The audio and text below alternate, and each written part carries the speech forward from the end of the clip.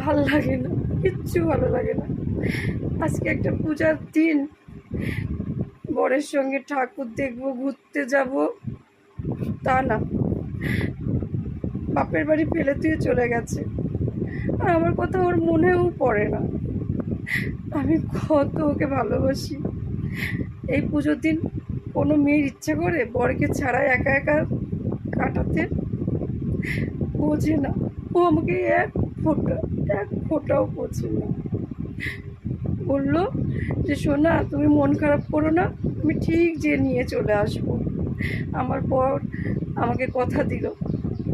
আর আমার শাশুড়ি বরকে কান ভাঙিয়েছে, একদম ওই বউকে ঘরে আনবি না, ও বাপের বাড়িই পড়ে থাকুক। আমাকে ও মিথ্যে মিথ্যে বলে সব সময় যে আমি তোমাকে খুব ভালোবাসি, খুব ভালোবাসি। মা বলছে বলুক, আমি তোমাকে গিয়ে নিয়ে আসবো। পঞ্চমী গেল, ষষ্ঠী গেল, আজ সপ্তমী, আজ কেউ এলো না। আসুক না, আসলে আমি কথাই বলবো না, একদম না।